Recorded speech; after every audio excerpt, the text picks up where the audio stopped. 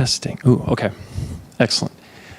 So I want to welcome you all here today, family, friends, colleagues, to this most important day of a graduate student's career. In this case, the defense of their dissertation. So today we're delighted to have Sydney Thomas defend her PhD, her dissertation. So as many of you probably know, this is the public presentation of the work. This will be followed by a committee-level defense of the dissertation in private. And I wanted to invite all of you back to the WID, the second floor, for a little celebratory reception at 3:30, 3:45-ish. Okay? Second floor of WID. So Sydney arrived here at a circuitous path. And she started off in the laboratory of Ron Raines, who decided to leave the university. And that there were other obligations that many of you know about that kept Sydney here. And luckily, she talked to me, and I was excited to have her join our lab. And she was probably maybe a third of the way through, roughly, of your PhD, plus or minus 10% perhaps. So you can imagine, right, being faced with this challenge and joining a new lab, a new mentor, a new project, a new field, and a new set of tools to answer those questions, right? That's a challenge. And she met that head on. And you're going to hear about the wonderful results that she's been able to generate since her time in our laboratory. So there's also, as everyone's painfully aware, this year we had another tremendous challenge, right? The last year and a half of the pandemic has, we've all learned a lot this last year and a half, how to operate within those challenges, within those boundaries. And again, a situation where, Sydney sees the finish line, right? It's a year, maybe plus or minus 10%. Away, right? And you can't come into lab anymore, right? You have to rethink how you get your work done. And I was so impressed with how Sydney was able to stay focused on the goals at hand. I mean, she was, again, within spitting distance. She knew what had to be done. You just have to figure out a way to get it done. Again, another important challenge that Sydney overcame to be successful. And the mark, of very good students is their ability to be successful in spite, right, of the challenges that they're faced with. And they all are faced with many challenges. But these two in particular, I think, speak to the abilities of Sydney. So I just have one little anecdotal story. So a couple years ago, Sydney gave one of these lightning talks. And this is for a general audience. And these are challenging. If you've ever tried to give one, they suck. I mean, they're really hard to do and make it accessible to everybody in the room. And she just gave this amazing talk. And I still have people years afterward come up to me and said, yeah, that student, Sydney, that talk, I still remember that wonderful talk that she gave. And these were people who don't know science. I mean, these were lay folk, if you will. And so again, it's really impressive. So the ability, Sydney, to tell a compelling story that's accessible to a wide audience, but then back it up with rigorous experimentation and keen insight. Those are the qualities. I mean, those are really quite amazing qualities. And I think that's what we have here in Sydney Thomas. And she will, I guess, represent some of that today. So, without, oh, no, not yet. I have one more thing. I had a list here. I had a list, cues, in case I forgot something. The last thing. So, I think I forgot to mention she was a bachelor's. She received her bachelor's from University of Oklahoma, 2015. Yep, before coming here, in biochemistry, and a minor in Spanish, Español. So, I had a better one than that, but I ran out of time. So, right, okay. So, a little bit about the science. So, she was able to publish with Ron Raines 2 really important papers on RNase inhibitor of ribonuclease. Again, she had to switch fields to our lab because we don't work on RNases or their inhibitors.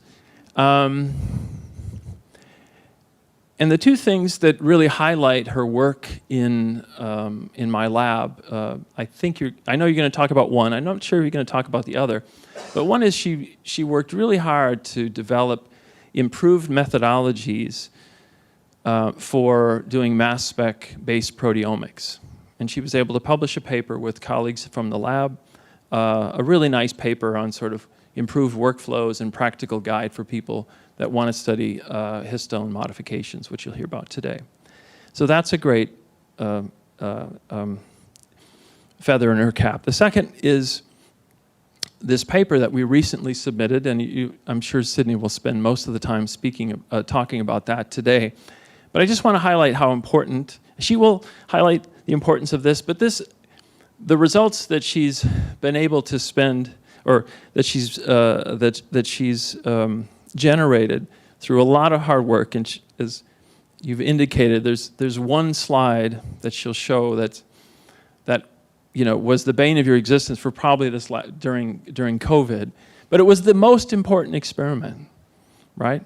It all comes down to one really important experiment that is probably 50 experiments, but it was so important. It's really a game changer in terms of the field. And I just want to stress that because it's really a fantastic result. We hope the paper will get accepted. It should. It's great work. And anyway, so I'm going to stop talking and turn the floor over to Sydney. Sydney? Cool. So can everybody hear me fine? Great. Thank you, John, for that kind introduction. My name is Sydney Thomas, and let's jump right into talking about the microbiome. So the microbiome is a community of mainly bacteria that live in your gut, and it makes up about 50% of the cells in your body. And before you get kind of squeamish about that, you should know that the vast majority of these bacteria are good for you. In fact, the changes in the microbiome have been associated with all sorts of diseases, from things like irritable bowel syndrome and colon cancer to things like asthma and Alzheimer's disease. And while this is all really fascinating, it doesn't answer a really important question, which is how? How does bacteria in your gut affect your liver or your lungs or even your brain? These bacteria aren't traveling to any of those places unless you are very, very ill, and so they need a different way of communicating with the rest of the body. And so to study that, I look at how small molecules called metabolites produced by bacteria interact with human cells to affect human epigenetic states. Now, epigenetics might not be a field or a term that's really known to some of you, but in general, it's a field that studies a deceptively simple problem. Let's take a cell in your liver or in your eye. Both of these cells have exactly the same DNA code, so they have exactly the same DNA instructions, but obviously they're not reading those instructions in exactly the same way. However, both of those cells do need to fit a very long piece of DNA, about 6 feet long, into a very, very small nucleus. And to accomplish this without tangling everything, what cells do is that they wrap DNA around histone proteins, which I like to think of as the spools around which the thread of DNA is wrapped. Now, one of the great things about histone proteins is that you can wrap DNA more loosely or more tightly around them. So if we go back to that liver cell, it's going to take all of the DNA that it doesn't need and wrap it very tightly around histone proteins so that it's compact, but leave the DNA that it does need loosely wrapped so that it's open and accessible. Your eye cell will do the same thing, but with different parts of the DNA. Thus, just by changing the way your DNA is wrapped around histone proteins, you can actually change the type of cell you get out at the end. And this doesn't just apply to cell types. We know that your environment, your experiences, and yes, even your gut microbiome can change the way your DNA is wrapped and thus change the way your body functions. Now, there are a bunch of reactions that kind of fall under this umbrella of epigenetics, but today we're going to focus on histone modifications, which are modifications that occur directly on these histone proteins, which in this figure are these kind of circular-shaped proteins that look a little bit like Google Chrome logos.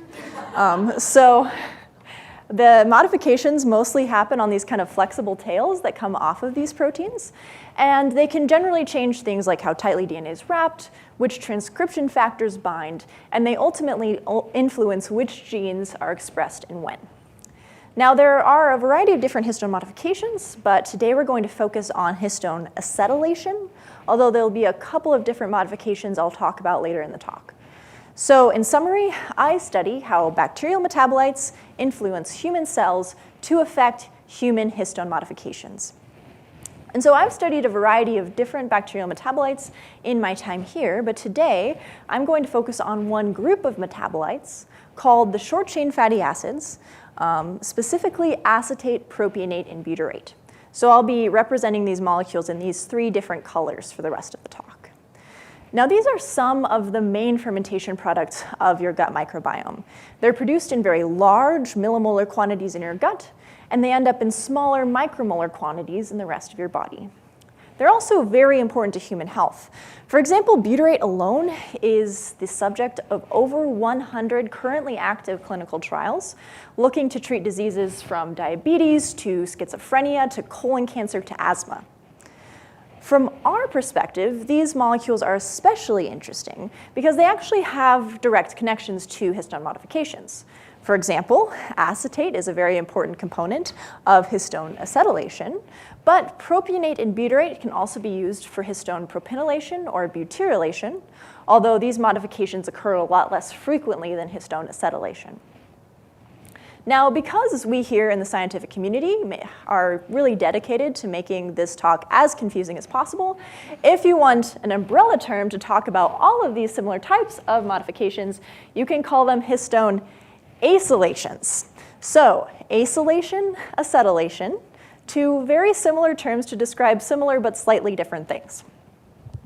But basically, if you want to really look at how each of these molecules individually is going to affect histone modifications, what I do is to use a technique called histone proteomics.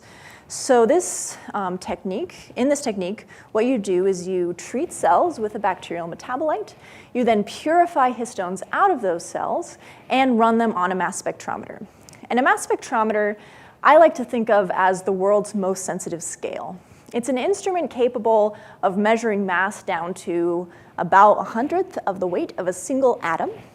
And since each part of the histone protein in each modification will have a slightly different mass because it has a slightly different collection of atoms, you can use a mass spectrometer plus computer algorithms on the back end to actually pick out each specific modification and see how levels of those modifications change under different conditions. And so if you do this kind of experiment with short-chain fatty acids, you get data that looks a little bit like this. So this is a heat map where red indicates an increase in a specific modification and blue indicates a decrease. Along the y-axis here, each of these rows is a different site of either histone acetylation, propionylation, or butyrylation. And each of these columns is a different treatment. So here we have HCT116 cells, which are a colon cancer cell line, treated with either acetate, propionate, or butyrate from 15 minutes to 24 hours. And I think one of the first things that might jump out at you looking at this heat map is that there's a lot of red in the top right-hand corner of this figure. And that indicates that both propionate and butyrate induce really robust and significant increases in histone acetylation on multiple sites. And this isn't something that just happens in HCT116 cells. It also occurs in every other cell line that I've tested so far. And really, there are two major mechanisms that could explain the results that we're seeing here. First, propionate and butyrate could be activating histone acetyltransferases, or HATs. In this case, by activating the enzymes that add acetate to chromatin, you would just see an increase in histone acetylation.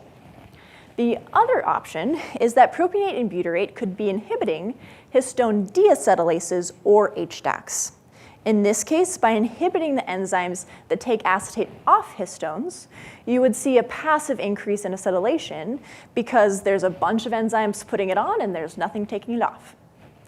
So if you're familiar with the field, you're likely aware of the fact that for the past 50 years or so, the field has enthusiastically embraced the idea that propionate and butyrate act as HDAC inhibitors, and that's how they affect histone acetylation. And while it is true that these molecules can act as HDAC inhibitors in a tube, they're not particularly good at it. So the IC50 value, or the concentration at which propionate and butyrate inhibit HDACs around 50%, is between 50 and 300 micromolar in nuclear extract, and between 1 and 10 millimolar if you're treating whole cells. So these are frankly abysmal IC50 values. For example, if you're looking for the next new cool drug, you're looking for a small molecule that has IC50 values thousands to tens of thousands times lower than this.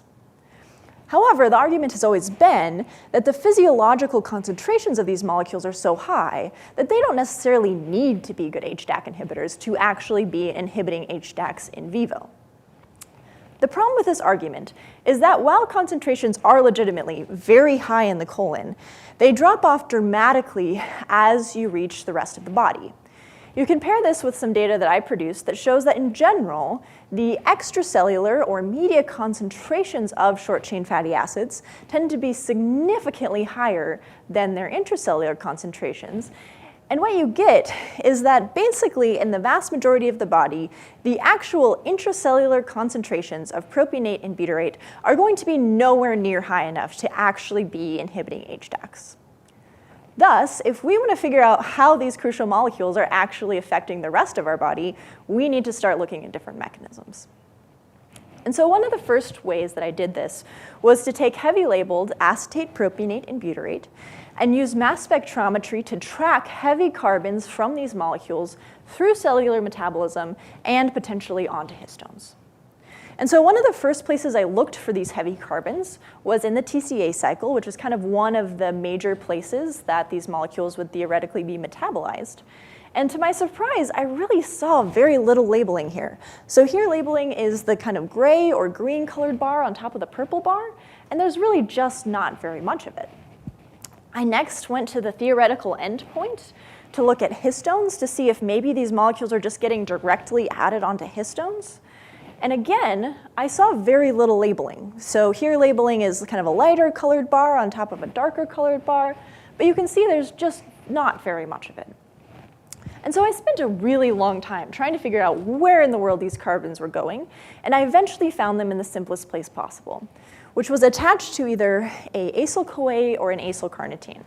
So for those of you who aren't super familiar with metabolomics, we often use carnitines as a proxy for CoAs because CoAs degrade very rapidly. I do have CoA data for this in the same experiment. It looks the same, except there are bigger error bars. So I'll be using the two terms interchangeably, basically, for the rest of the talk. So basically here, if we go back to this data, if you look at the first column here, the acetate column, you see that cells treated with acetate don't show much labeling in either acetyl-CoA, propenyl-CoA, or butyryl-CoA, maybe a little bit in butyryl-CoA. However, cells treated with either propionate or butyrate show very large and significant increases in either 3-labeled propenyl-CoA or 4-labeled butyryl-CoA, and this occurs within 10 minutes of treatment and lasts for an entire 24 hours. So what this suggests is that these molecules are entering the cells, they're getting very rapidly metabolized into their respective acyl-CoAs, and then they're just kind of hanging out. They're not really getting metabolized, they're not being added to histones, they're just there.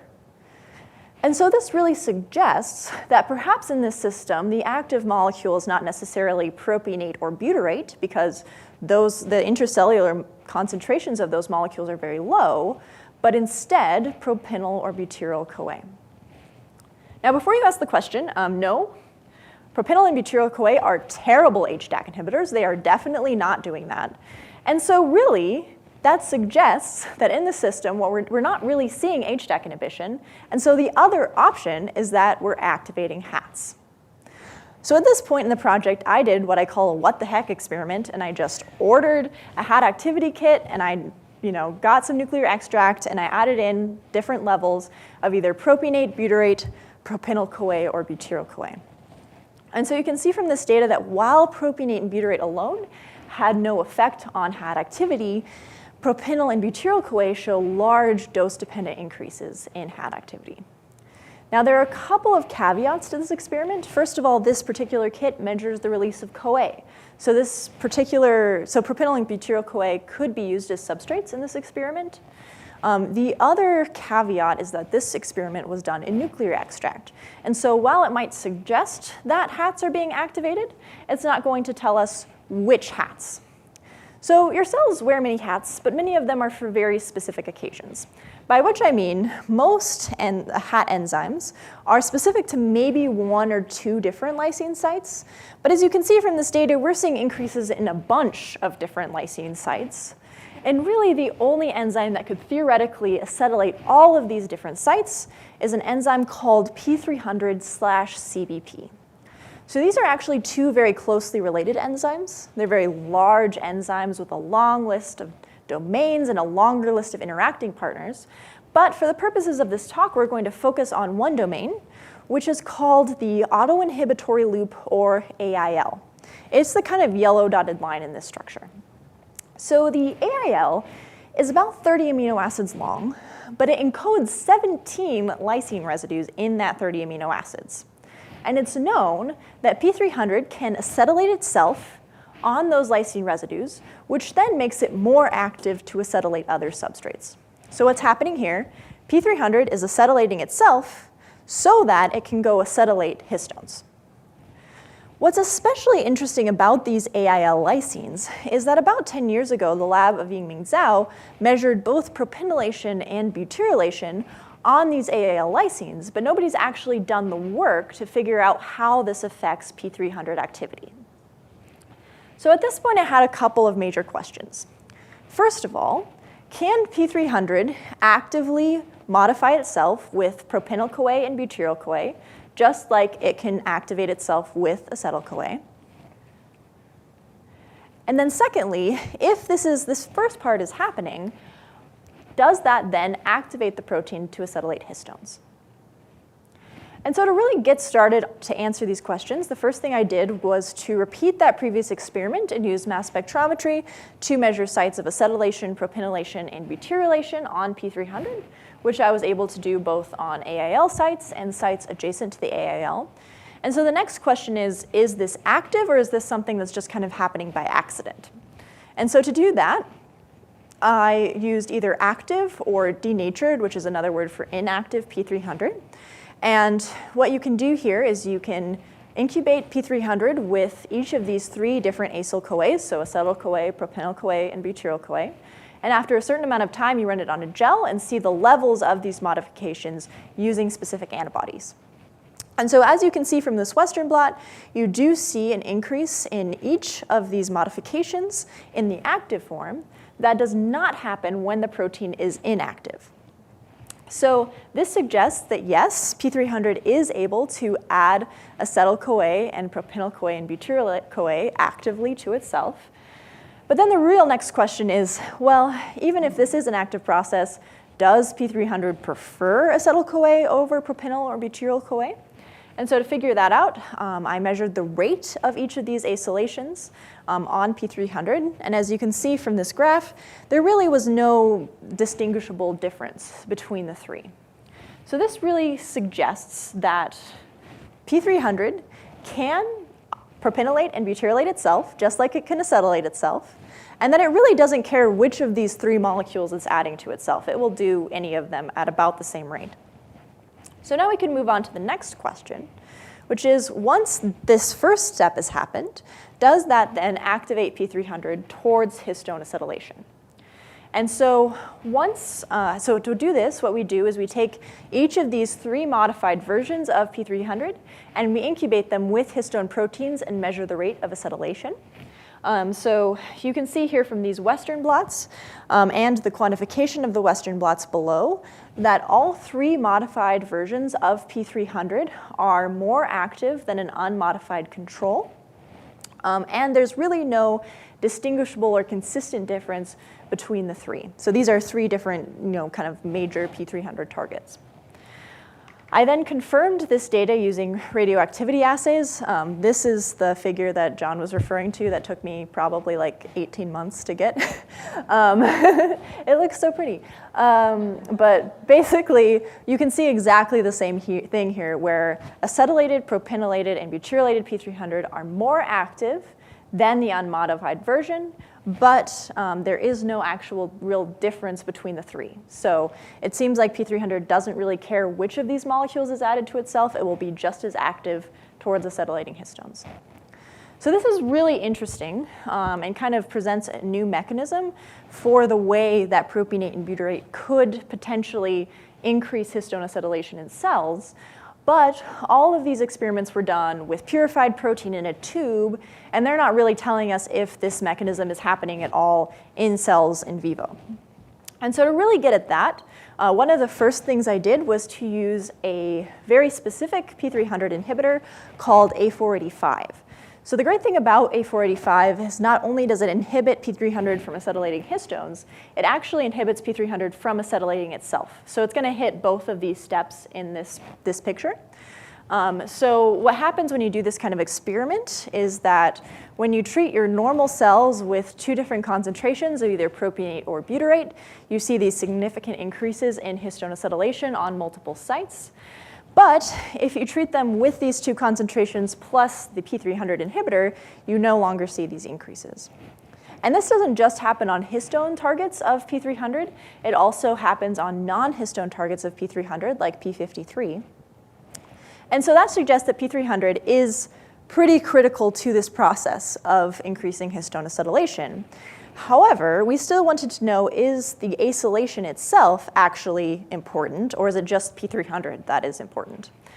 And so to look at this question, we received some plasmids from Daniel Pan's lab in Leicester, England. And these plasmids included a full-length wild-type version, which I realized with Nathan's thing, wild-type means a normal version of P300, not like a wild version of P300.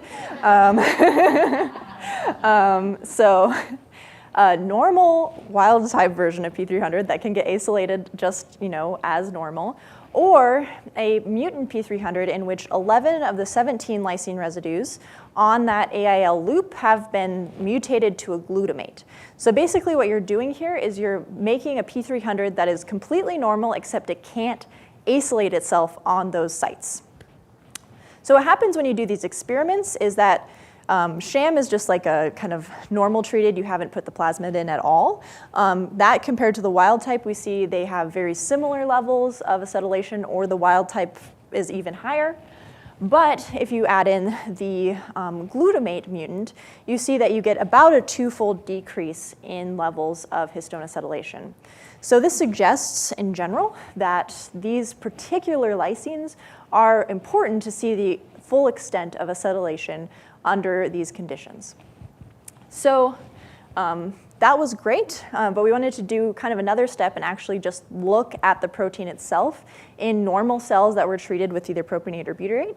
And so what I did here was to immunoprecipitate either P300 or CBP from untreated cells or from cells treated with propionate and butyrate.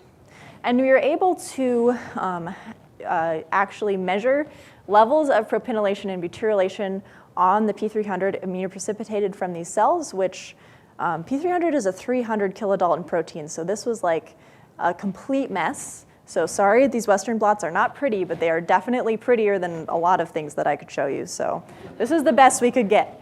But it does show increase in butyrylation and propionylation. And if you take this immunoprecipitated protein and actually put it in a radioactivity assay, you also see a small but significant increase in activity from P300 immunoprecipitated from cells treated with either propionate or butyrate. So in general, this suggests that the mechanism we're really looking at here is that short-chain fatty acids produced by your microbiome are entering the cells. They're getting very rapidly metabolized into their respective propionyl or butyryl-CoAs. Those CoAs are then modifying P300, which in turn activates histone acetylation. So that means that instead of propionate and butyrate inhibiting HDACs like we thought they've done for the last 50 years, instead they're doing exactly the opposite thing and activating HATs. And what's important about this is that this kind of mechanism can happen at much lower concentrations than HDAC inhibition could. And so it really extends the possible reach of these molecules outside of the gut and will really help us understand how the gut microbiome influences our health, and hopefully one day will help us further harness the microbiome to improve our health. So that's it for the kind of science portion. I would really like to thank all of the people involved in this work, to all of the lovely people in the Danu lab, especially to John Danu, kind of runs the lab and makes the science possible. But you all are really great. I've loved talking science and doing science with you. Also to my committee, thank you for sticking around, even when I was just pulling my hair out trying to work with P300 in any capacity. I really appreciate it. Thank you also to Joe Handelsman, who I think of as my kind of secret committee member. Thank you for all of your advice and help over the years. I would also like to thank former Danu Lab members. I thank you for just getting me started on when I was coming in with absolutely no idea what to do, getting started on projects. That was really great. Thank you to my collaborators in the Ray Lab who did a bunch of mouse experiments for a different project I didn't talk about today. Thank you for your amazing expertise and also for answering even my really dumb mouse questions whenever I have them. Thank you to my former Rains Lab members, especially to Trish, Val, Emily, and Aubrey. They really kind of increased my confidence in my own scientific abilities and really got me started in grad school in the best way possible. Thank you also to all of the Illuminating Discovery staff who really taught me about scientific communication and kind of got me on the road to improving my own scientific communication. Thanks to the scientific teaching team that I've got to learn from over the years. Thank you for just being willing to let me kind of follow you around sometimes and learn all that I could from you. It's been really fun. Also, thank you especially to Amy Moy. She was the artist extraordinaire behind all of the comics that you saw in this presentation. She and I collaborated to make a science comic of this research that's going to be published later this year. So that was a really, really fun experience. So now for some sillier thank yous. Thank you to my lab for really being okay with all of my soccer fanaticism, especially to Wallace Liu, who put up with me making so much fun of him about Everton. Also, thank you to the 19,000 unautoclaved 1.5 mil Eppendorf tubes that I've gone through in the Danu lab. You can't really see this here, but I've been keeping track of the number of bags I've personally gone through, and that's bag number 38 of 500 count bags. So, woo. Sorry to all the sea turtles I killed during the process of my PhD. Also, thank you to all of my friends and family who really have helped and supported me along the way. You all are really lovely people and just great support. Thank you also to my immediate family. The guys, they're so cute. Look at them. Thank you for always being supportive along this process as well, and being always willing to let me call you and listen to me complain about experiments, even if you had absolutely no idea what I was talking about. Thanks also to my husband, who just got his PhD last week. So apparently we can only take hipster band photos together. Like, this is the only thing we can do. So I think we should just make it official now that we've both, we're both pretty close to graduating, and just make a band. If you were at Nathan's defense, this will make sense to you. We can workshop that a little more, but also final thank you to those people that I've lost along the way, to my grandpa Bader, who died my first week of grad school. Thank you for being such a lovely and kind and supportive presence in my life. And thank you to my grandma Jones, who just passed away a couple weeks ago. Thank you. Well, she was so smart. She graduated high school when she was 15, but her only option for higher education at the time was secretary school. So not only did she graduate from secretary school, but she actually lived to see not only her granddaughter, but all 7 of her daughter and all 7 of her granddaughters graduate with the college degrees. So thank you in your very snarky, kind of stoic way for making sure that we all got the education that you were not able to have. So with that, I will take any questions.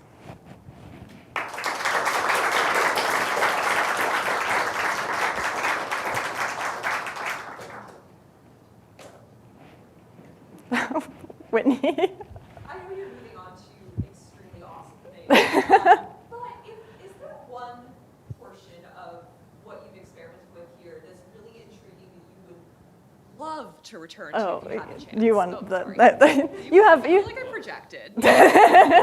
We believe in you, Whitney. That is an excellent question.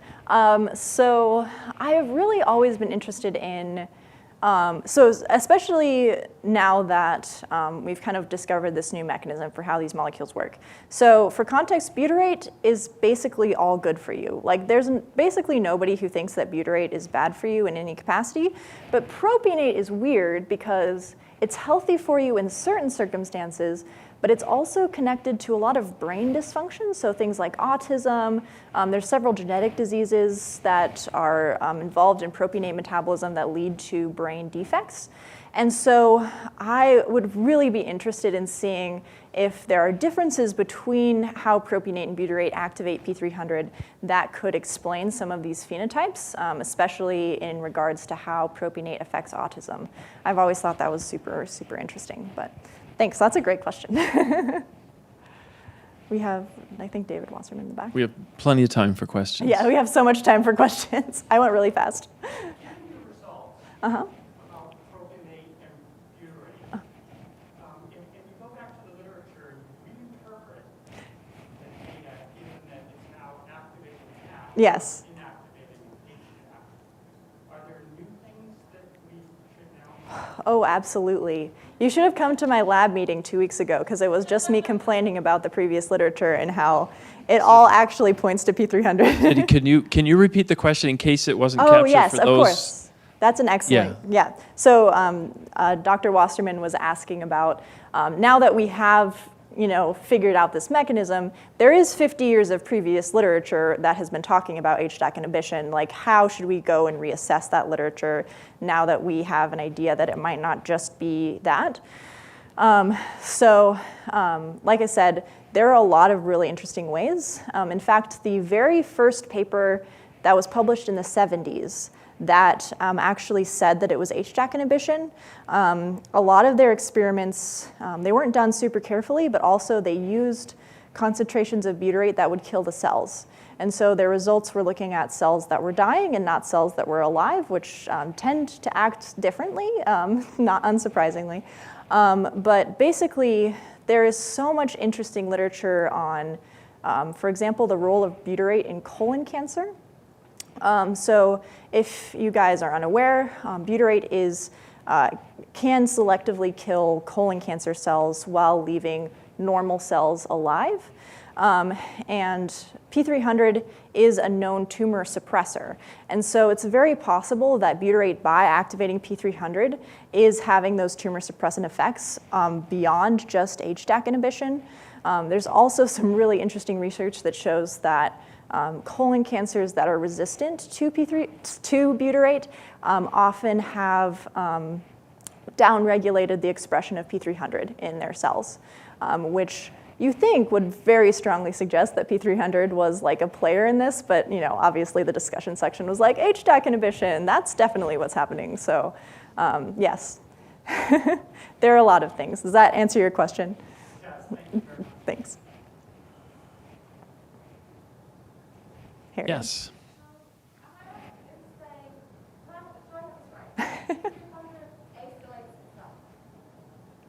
I've recovered acyl-CoAs themselves?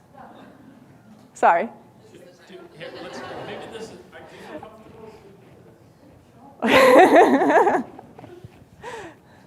So do I have this right, that P300 is acylating itself? Yes. So does that mean it also acylates histones, or is it only acetylating histones? That is such a good question. So it's funny because there has been some previous research into the ability of P300 and other HAT enzymes into acylating histones, because basically about 10 years ago we figured out that besides just acetylation, histones were getting propynylated and butyrylated, and we're like, what the heck is happening? So what's funny is that P300 is about 10 to 20 times less efficient at propynylating and butyrylating histones as it is at acetylating histones, but it seems to be just as efficient at propynylating and butyrylating itself as it is acetylating itself. So that's really interesting. It also might be kind of a suggestion of why P300 is getting selectively activated in this case, because while most HAT enzymes could be kind of slowed down by just a flood of propionyl and butyryl-CoA into the cell because they can't use that very efficiently to modify histones, P300 can instead use that to activate itself, which would then make it more active towards histones. Great question.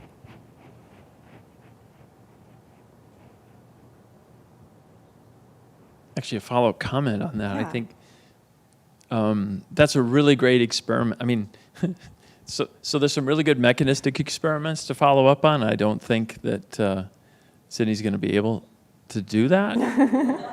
But mechanistically, it is acylation, longer chain acylation. How is that mechanistically different than histone acetylation when you have an auto-acylated activated P300? So it's a good enzymological question for somebody in the lab to pick up as a fun side project. Not pressuring you to think about it, but Hint, hint. just think about it. Just think about it. And Sydney will help you think about it as sure. well. We'll tag team. Other questions? How about from the first row? I feel you guys have, this is your chance. This is your chance. You Nathan? guys said you would ask so many embarrassing questions. Come on, guys. You have a mean question? Yes. Okay, come on. The slide that took forever. The slide that took forever. The untreated goes up over time. It does. Huh. There is a good reason for that. You know the good reason for that. I've complained to you about this before, but we'll go over it again. So basically, the really rough thing about P300 is that basically as soon as you put any acyl-CoA next to it, it will start activating itself. And so basically what we have here is we have acetylated, propynylated, and butyrylated P300 at time 0, and we have an untreated at time 0. And then we add in histones and acetyl-CoA. So at time 5, you can see that there's a bunch more activity from your modified versions. But what you can't see that's also happening at 5 minutes is that P300 is acetylating itself and getting more active over time. And so basically, you would very much expect to see this kind of, you can see there's a lot of difference at that first point, and then it's kind of getting less and less different as you keep going with more time, because P300 is kind of auto-activating itself while the whole assay is running. So that is why you see it that way, and also why this was a pain to try to figure out. Great question.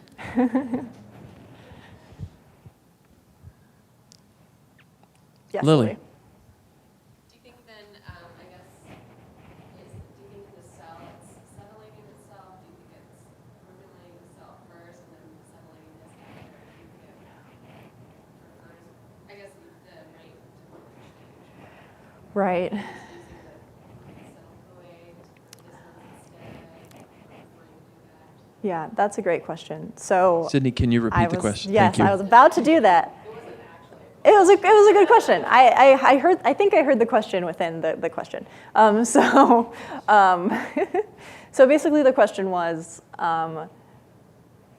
is P300 preferentially using acetyl-CoA to acetylate histones and using propynyl and butyryl-CoA to modify itself? That is a great thought. I don't actually have any evidence that that would be the case, but, well, I have a little evidence that that would be the case.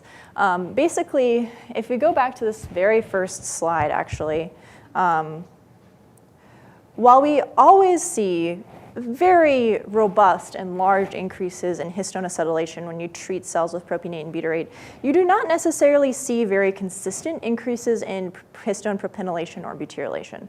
So that really suggests that once P300 is activated, it's going to be using more acetyl-CoA for histones, which makes sense with previous literature that shows that P300 is more efficient at acetylating histones than it is at propynylating or butyrylating histones. And so that would suggest that, yes, P300 is using butyryl and propynyl-CoA to activate itself instead of using it to acylate histones. But I think, like John said, there's a lot of really interesting, like really mechanistic stuff that you could get into that to see, like, you know, is that actually the case? What are the rates of that? Because that's really going to determine that, you know, that kind of thing. Yeah. Cecily. So can you connect it back to what you talked about at the beginning? So histones are the school on the Mm-hmm. talking about them modified. Mm-hmm. So how does that then connect to epigenetics and asthma and Yeah. gut? That's a great question. So Cecily asked, how does this kind of all, like we got way down into the nitty gritty in this particular talk and kind of like what's the big picture now that we know what we know? So there's a lot of big picture, but basically what's going to happen is that P300, by acetylating histones, is actually going to be opening up certain parts of the DNA, which will allow different DNA to be transcribed or different genes to be expressed, which will change the way that your cells work. And so this can be helpful, like in the case of making cells produce more insulin, for example. Butyrate is very helpful in stopping insulin resistance in diabetes. But there are a lot of different ways that it could change gene expression in cells throughout the body because it's a protein that does everything, basically. Does that kind of answer your question a little bit? So basically, like, your gut is making these metabolites that will change gene expression in a different way than we used to expect. And so that opens up new ways for us to actually look into how this gene expression is changing. So the implication being that you could then like change what your gut microbiome is to then go and treat Yeah, so for example, so the question was, could you like change the gut microbiome to use this information more like in a way? Basically, high fiber diets are diets that produce a bunch of these molecules. And so basically, this would suggest that you could maybe put a patient, I mean, they're already trying this, but like putting a colon cancer patient on a high fiber diet in order to get their microbiome to produce more butyrate in order to make this kind of thing happen. So that's kind of the clinical way that would work, perhaps. Did that answer your question? Great. I think I saw one other hand. James. How universal do you think this propionylation and butyrylation are as far as modulating enzymatic activity? Is there evidence for other important enzymes that are propionated or butyrylated that could have an impact on activity?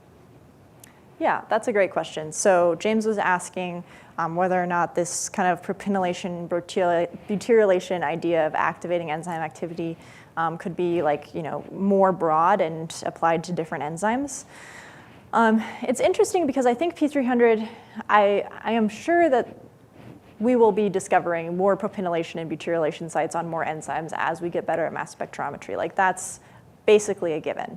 I think P300 seems to be especially interesting because in most enzymes that we look at, they're really tuned in to use acetyl-CoA as a substrate, and they'll use propionyl and butyryl-CoA as a substrate if they have to, but they're not as good at it, so the rates are much lower.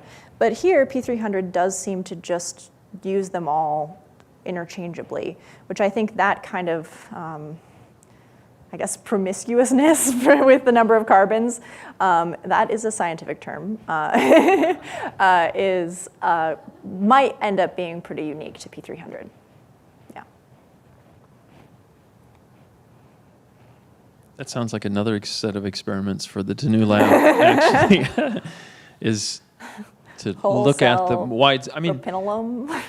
well, we also don't know if other hats, other Yeah. hats could undergo, we know a lot of hats do Auto-acetylation, acetylation. yeah. Do they do auto Propionylation. longer? Yeah. Yeah. And yeah, so yeah, that sounds like a future aim one, somebody's proposal in the lab. Okay, Yeah. let's take one more question. Would you like to speak?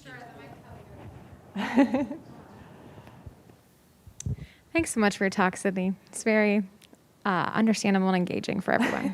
Thank you. I was just wondering if you could comment on a little bit more on why acetate is not having the same effects as propionate and butyrate. And I know that in the carbon heavy labeling experiment, you kind of showed some differential response, but if you could just dive into some more thoughts on that. That is a great question. You guys are asking all of the questions that I think my committee is going to ask already, so maybe we can be real short. So you're talking about this slide where basically if you would kind of expect if you kind of went up this diagonal that you add butyrate, you see an increase in 4 labeled butyryl, then 3 labeled propionyl, and then that 2 labeled acetyl is just not up there, right? And so what we think is happening is that basically the cell's toolbox for creating acetyl-CoA is very fine-tuned. So most of the time, cells in culture, which is what I'm doing here, will produce most of their acetyl-CoA from glucose. And so adding in a bunch of acetate, the cell is not necessarily going to use that for acetyl-CoA because it's more energy efficient to make it from glucose. And so, if we don't see an increase in acetyl-CoA here, we're just not going to see an increase in acetylation because cells can't just take acetate and add it to a protein. They have to make it into acetyl-CoA first. There are some really interesting results coming from Katie Welland's lab at UPenn that show that which specific enzymes are involved in the process of taking glucose to create acetyl-CoA or acetate to create acetyl-CoA. And basically there are some knockout cell lines that only use acetate to create acetyl-CoA. And so one of my future directions in my thesis is just looking at if you could take one of those cell lines that will turn acetate into acetyl-CoA, would you see exactly the same things as you would in a propionate or butyrate treated cell? So, yeah. Excellent question. Another Tanu lab future experiment. Yeah, future professors in Labs, here. most of the labs here, so I'm just get it in when we can, right, Sydney? Yeah, she lined up a few PhDs for the future. Well, maybe we should end it at that. Those were fantastic questions, and Sydney did a wonderful job answering it. Thank you, Sydney.